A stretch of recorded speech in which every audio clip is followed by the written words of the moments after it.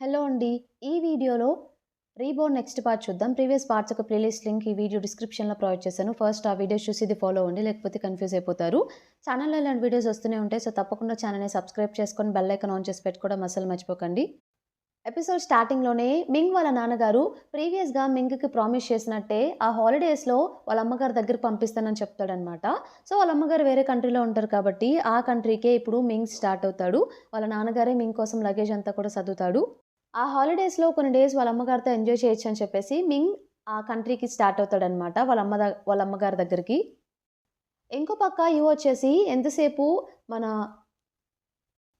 బేయు గురించి ఆలోచిస్తూ ఉంటుందనమాట. బేయు ఫ్రెండొచ్చేసి ఒకటిస్తుంది కదా! ఒక చిన్న బాక్స్ బేయుదని చెప్పేసి దాన్ని చూస్తూ ఉంటుంది. దీంట్లో సంథింగ్ ఏదో ఉండాలి, ఏదో మిస్ అయిందని చెప్పేసి దాన్ని చూస్తూ ఉన్నప్పుడు, అప్పుడే జిన్‌రూయి తన రూమ్‌కొస్తూ ఉంటాడనమాట. వెంటనే దాన్ని దాచేస్తుంది. జిన్‌రూయి వచ్చేసి, "ఏం చేస్తున్నావు? పద నేను వెడ్డింగ్ ఫోటోస్ తీసుకుంటున్నాను. నాతో పాటు వద్దువు గాని రా" అని చెప్పేసి తన్ని జిన్‌రూయితో పాటు కార్‌లో తీసుకువెళ్తూ ఉంటాడు. సో, ఆ కార్‌లో ఒక కీ చైన్ ఉంటుందనమాట. ఒక అమ్మాయి డాన్స్ చేస్తున్నట్టు ఆ కీ చైన్ ఉంటుంది. అది హ్యాంగ్ చేసుంటారు కార్‌లో. ఆ కీ చైన్ బావుంది అని చెప్తే అది బేయునే పెట్టింది. కార్ కొని చాలా యూజ్ అవుతుంది కదా! సో, అప్పుడు తనెక్కినప్పుడు పెట్టిందిలే అన్నట్టు చెప్తాడు. మీరు బేయి గురించి నాకేమైనా చెప్పొచ్చు కదా! ఎవరడిగినా ఏం చెప్పట్లేదు. మీరు కూడా ఏం చెప్పట్లేదు చెప్పొచ్చు కదా! అని చెప్పేసి అంటుంది. సో, సరే అని చెప్పేసి జిన్‌రూయికి తెలిసిన కొన్ని విషయాలు చెప్తాడు.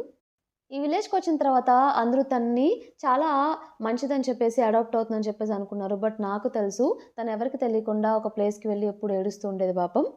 నేనొకరోజు ఒక నైట్ తను ఏడుస్తూ ఉండేసరికి వెళ్లి తనతో మాట్లాడడానికి ట్రై చేశాను. తను హ్యాపీగా అవ్వడానికి అక్కడ లైట్నింగ్ ఇన్సెట్స్‌ని తనకి చూయించాను. తను చాలా హ్యాపీగా ఫీల్ అయింది. అలాగే మీ పేరెంట్స్ వచ్చినప్పుడు కూడా ఒకరోజు మీ పేరెంట్స్ ఎంతసేపు నిన్ను ఇంకా మీ బ్రదర్‌నే చూసుకుంటున్నారు. తను పట్టించుకోలేదని చెప్పేసి దూరం నుండి చూస్తూ చాలా బాధపడుతుంది పాపం.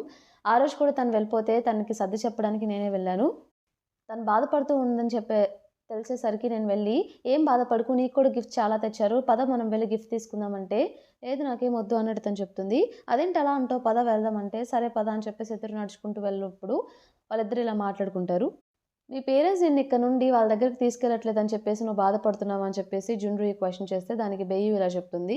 "యాక్చువల్లీ వాళ్ళు నన్నిక్కడ ఉంచడానికి కారణం ఏంటంటే, మిగిలిన ఇద్దరు నాకన్నా చిన్నవాళ్ళు కదా! ఇక్కడ ఉండలేరని చెప్పేసి నన్నిక్కడ ఉంచుతున్నారు. ఇట్స్ ఓకే నేను అర్థం చేసుకోగలను" అన్నట్టు తను చెప్తుందనమాట. ఈ విషయాలు గుర్తున్న కొన్ని విషయాలు తనతో షేర్ చేసుకుంటాడు జిన్‌రూయి మన యూ తోటి. సో, ఆ ఫోటో స్టూడియో రానే వస్తుందనమాట. సరే అని చెప్పేసి నేను లోపలికి వెళ్లి ఫోటోస్ తీసుకుంటాను. నువ్వు ఇక్కడే ఉండు అని చెప్పేసి తన కార్‌లోనే ఉండమని చెప్తాడు. మన మింగ్ వచ్చేసి ఫైనల్లీ ఆ కంట్రీ రీచ్ అవుతాడనమాట. వాళ్ళ అమ్మకి బెస్ట్ ఫ్రెండ్ ఒకడుంటాడు. మేనేజర్ కూడా. తన పేరు చన్. సో, చన్నే మింగ్‌ని రిసీవ్ చేసుకొని వాళ్ళ అమ్మగారి దగ్గరికి తీసుకువెళ్తూ ఉంటాడు. వాళ్ళ అమ్మగారేమో పియానో క్లాస్‌లో ఉంటారనమాట. సో, వాళ్ళ అమ్మగారి గురించి చెప్తూ ఉంటాడు. మీ అమ్మగారు చాలా తెలివైన వాళ్ళు, చాలా మంచివాళ్ళు అని చెప్పేసి మీ అమ్మగారికి నేనే ఇక్కడ బెస్ట్ ఫ్రెండ్ అని చెప్పి.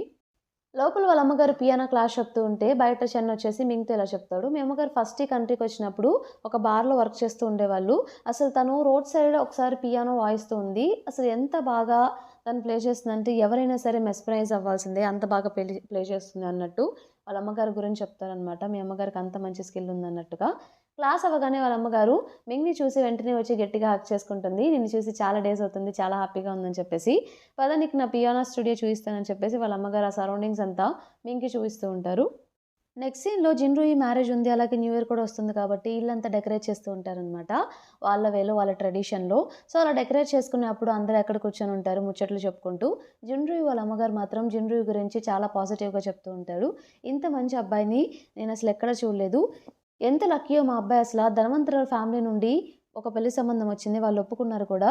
అలాగే స్టడీస్‌లో అయినా సరే, దేంట్లో అయినా సరే టాప్‌లోనే ఉన్నాడు. మంచి యూనివర్సిటీలో సీటొచ్చింది. ఈ విలేజ్‌లో ఆ యూనివర్సిటీలో సీటొచ్చిన మొట్టమొదటి వ్యక్తి జిన్‌రూయినే అని చెప్పేసి, జిన్‌రూయి గురించి వాళ్ళు పొగడ్తలు మాట్లాడుకుంటూ ఉంటారనమాట. ఇంకొకళ్ళేమో అవును అన్నీ బానే ఉన్నాయి. బట్ ఆ బేయు కూడా బతికే ఉండుంటే బావుండేదని చెప్పేసి మళ్ళీ బేయు టాపిక్ తీసుకొస్తారు. అందరి కిడ్స్ మంచోళ్ళే యూ ఫ్యామిలీలో అన్నట్టు వాళ్ళు మాట్లాడుకుంటారనమాట. ఈ మాటలన్నీ యూ కూడా వింటూ ఉంటుంది.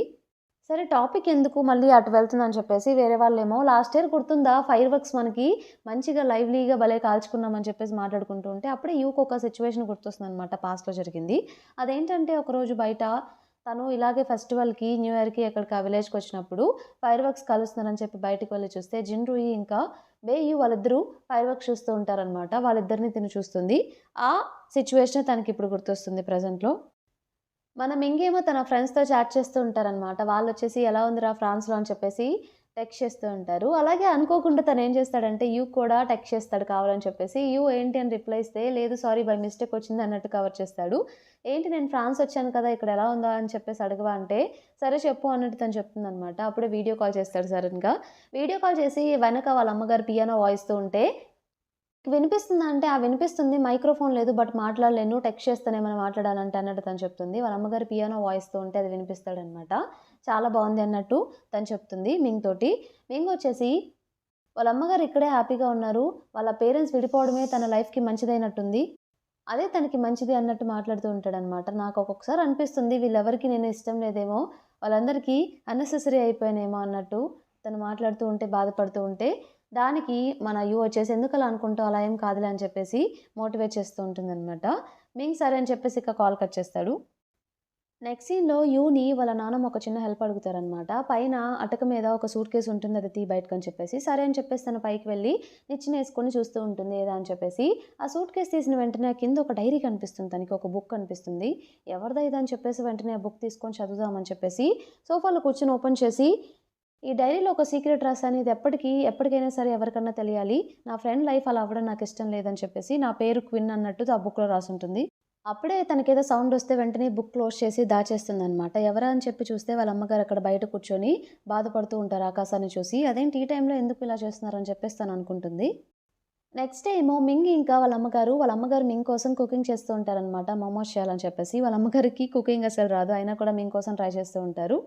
ఇంతలో చన్ వస్తాడనమాట. న్యూ ఇయర్ వస్తుంది కదా! Chinese new year. అందుకే బొకే కనిపించి ఫ్లవర్స్ ఇద్దామని చెప్పేసి వచ్చాను అన్నట్టు. అలాగే వాళ్ళకి ఫుడ్ కూడా తీసుకొస్తాడు. ఏం చెప్తాడంటే, "ఏంటి మీ అమ్మగారు నీ కోసం కుకింగ్ చేశారా? లాస్ట్ టైమ్ కూడా ఒకసారి ఇలా చేశారు. అసలు తినలేకపోయాం. జాగ్రత్త నువ్వైతే అసలు తినకు" అన్నట్టు చెప్తాడు. అందుకే తనని కిచెన్ నుండి నేను బ్యాన్ చేశాను అన్నట్టు కూడా చెప్తాడనమాట. మింగ్ ఇక ఆ మాటలన్నిటికి నవ్వుతూ ఉంటాడు. సో, సరే ఇక నేను వెళ్తానని చెప్పేసి చన్ ఆ బొకే ఇచ్చేసి వెళ్ళిపోతాడనమాట మింగ్ వాళ్ళ అమ్మగారికి. వెళ్ళిపోయిన తర్వాత మింగ్ వాళ్ళ అమ్మగారేమో, "అయినా పర్లేదు అతని మాటలు వినకు. నేను నీకోసం మంచిగా మోమోస్ చేసి పెడతానని" చెప్పేసి కుక్ చేస్తూనే ఉంటారు. మింగ్ ఇలా క్వెషన్ చేస్తాడు వాళ్ళ అమ్మగారిని. "మళ్ళీ నాన్నగారు మీరు కలిసే ఛాన్స్ ఏమైనా ఉందా?" అంటే, "లేదు. నేను అదొక ఫెయిల్యూర్ మ్యారేజ్. నేను మళ్ళీ కలవాలని చెప్పేసి అనుకోవట్లేదు" అన్నట్టు క్లియర్‌గా చెప్తుందనమాట. అలాగే నీకు ఇంకొకటి కూడా చెప్పాలి. నేను ఒక ఫెయిల్యూర్ మదర్‌ని కూడా. నిన్ను కూడా సరిగ్గా చూసుకోలేదంటే, "అలా అనొద్దు. మీరు కాదు నాన్నగారు ఫెయిల్యూర్" అన్నట్టు చెప్తాడు. ఆయన దగ్గర నుండి ఎంత వీలైతే అంత ఫాస్ట్‌గా తప్పించుకొని వచ్చేసేయాలి అన్నట్టు కూడా చెప్తాడనమాట. నెక్స్ట్ డే వచ్చేసి మన యూ వచ్చి వాళ్ళ అమ్మగారితో ఏదో హెల్ప్ చేస్తూ ఉన్నప్పుడు అప్పుడే జిన్‌రూయి వచ్చేసి యూతో ఇలా చెప్తాడు. "ఈరోజు డే కేర్ సెంటర్‌లో ఒక ఈవెంట్ ఉంది. సో, నేను పార్టిసిపేట్ చేస్తున్నాను పిల్లలందరితో ఆడుకోవడానికి. నువ్వు కూడా వస్తావా నాతో?" అంటే సరే అని చెప్పేసి తను కూడా జిన్‌రూయితో వెళ్తుందనమాట. అక్కడ జిన్‌రూయి ఏమో పిల్లలతో ఆడుకుంటూ ఉంటే తనేమో పైన కూర్చొని తనకొక బుక్ దొరికింది కదా! ఆ బుక్‌లో ఏముందా అని చెప్పేసి చదువుదామని చెప్పేసి చదవడం స్టార్ట్ చేస్తుంది. అందులో బేయు ఫ్రెండ్ క్విన్ వచ్చేసి బేయు గురించి ఒక సీక్రెట్ ఆ డైరీలో రాస్తుందనమాట. అసలు పాస్ట్‌లో ఏం జరిగిందో క్లియర్‌గా డైరీలో ఉంటుంది. సో, యాక్చువల్లీ మన బేయి వచ్చేసి జిన్‌రూయిని ప్రేమిస్తుంది అన్నట్టు ఆ డైరీలో ఉంటుందనమాట. అలాగే తను ప్రెగ్నెంట్ అయింది కూడా జిన్‌రూయి వల్లే అన్నట్టు కూడా ఉంటుంది. ఇంకొక బిగ్గెస్ట్ సీక్రెట్ ఏంటంటే జిన్‌రూయి వాళ్ళ పేరెంట్స్‌కి సొంత కొడుకు కాదు. వాళ్ళు ఒక అబ్బాయిని అడాప్ట్ చేసుకుంటారు. వాళ్ళ ఆస్తి వాళ్ళకి రావాలని చెప్పేసి. మన బేయుకి మిస్‌క్యారేజ్ అయినా సరే, ఆ విషయం జిన్‌రూయి గురించి ఎక్కడ బయట పడుతుందేమో అని చెప్పేసి వాళ్ళ సొంత కొడుకు కాదని చెప్పేసి, వాళ్ళు ఈ బ్లేమ్ అంతా బేయు మీదే వాళ్ళు నెట్టేశారు. బేయు చాలా బాధపడింది. చాలా ఎమోషనల్ అయింది. వాళ్ళ పేరెంట్స్ కూడా వచ్చేసి జిన్‌రూయి వాళ్ళ పేరెంట్స్‌తో మాట్లాడారు. బట్ వాళ్ళేమో జిన్‌రూయి ఒక టాపర్ స్టూడెంట్. ఇలాగా మీరు అతని మీద తప్పులు, నిందలు వేయకండి అని చెప్పేసి మీ నానమ్మ వాళ్ళందరూ కలిసి మీ పేరెంట్స్ నోరు నొక్కేశారు.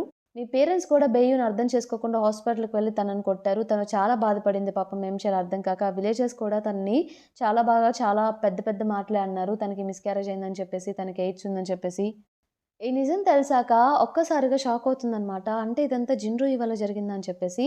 జిన్‌రూయినప్పుడు తను చాలా కోపంగా చూస్తుంది. ఇదంతా తన వల్లే అని చెప్పేసి, తన వల్లే బేయు చనిపోయిందన్నట్టు తనకు అర్థమవుతుంది క్లియర్‌గా యూకిక. ఆ రోజు నైట్ ఫ్యామిలీ అంతా డిన్నర్ చేస్తూ ఉంటారనమాట. సో, వాళ్ళ గ్రాండ్ ఫాదర్ వచ్చేసి మన యూని ఇలా క్వెషన్ చేస్తాడు. "ఏంటి నువ్వు అసలు రూమ్ నుండి కిందకే రావట్లేదు? న్యూ ఇయర్ వస్తుంది. గెస్ట్‌లు చాలామందొస్తారు. నువ్వు ఆడపిల్లవి వచ్చి కింద అందరిని పలకరించాలి" అన్నట్టు తనంటారు.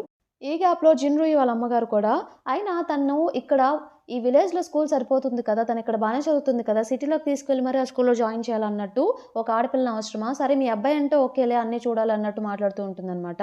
అప్పుడు వాళ్ళ అమ్మగారు ఇలా చెప్తారు. తను ఎలా అయినా సరే మంచి యూనివర్సిటీలోకి వెళ్ళాలని చెప్పి ఇలా చేశాను. స్టడీస్ విషయంలో కాంప్రమైజ్ ఏమి అయ్యేది లేదన్నట్టు చెప్తుంది.